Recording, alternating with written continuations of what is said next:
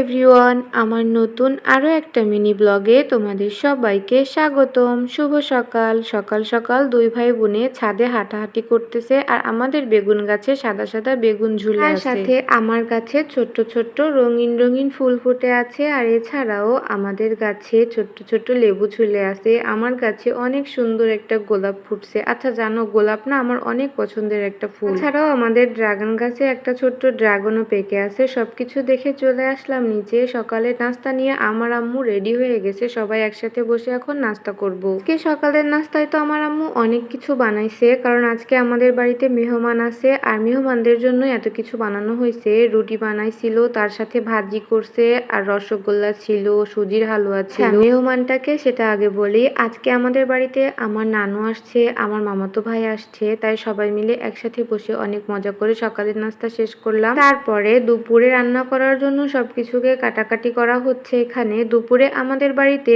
আরো নতুন মেহমান আসবে আর তারা হচ্ছে আমার ভাইয়ার শ্বশুর বাড়ি থেকে লোকজন আসবে আর তাদের জন্য সবকিছুকে এখন গুছিয়ে নিচ্ছি। আমাদের বাড়িতে যেহেতু আমার ভাবির বাপের বাড়ি থেকে লোকজন আসবে আর এছাড়াও আমাদের বাড়িতে যেহেতু আমার নানু আর আমার মামাতো ভাই আছে, তাই সবাই মিলে একসাথে আমরা গুছিয়ে কাজ করতেছি। ডিম রান্না করার জন্য আম্মু ডিম সেদ্ধ করে দিছে আর এখানে আমি সব গরুর মাংসে মশলা দিয়ে এখন মাখিয়ে নিচ্ছি।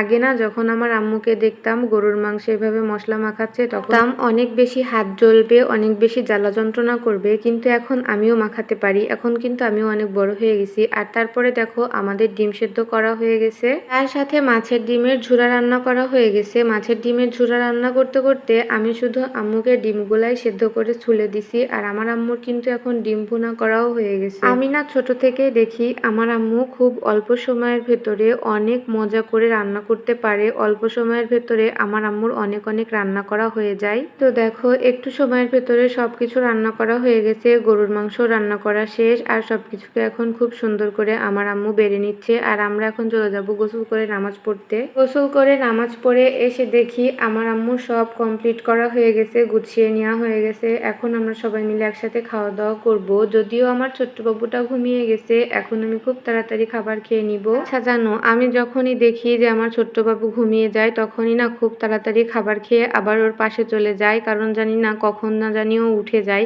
আর এই যে দেখো এখনো ঘুমিয়ে গেছে, আজকে না এখনো ওঠে নাই। তাই আমিও ওর পাশে বসে বসে এখানে দেখছিলাম বাহিরের পরিবেশটা। আর এই যে দেখো আমি না সবসময় এই জানলা দিয়ে আকাশ দেখি, জানলা দিয়ে আকাশ দেখি বা ছাদ থেকে আকাশ দেখি। খোলায় আকাশ দেখলে না আমার মনটা এমনিতেই ভালো হয়ে যায় আর সমস্ত মন খারাপ চলে যায়। তো আমার আজকের এই ভিডিওটি এখানেই শেষ করছি। দেখা হবে নেক্সট কোনো ভিডিওতে। আল্লাহ হাফেজ।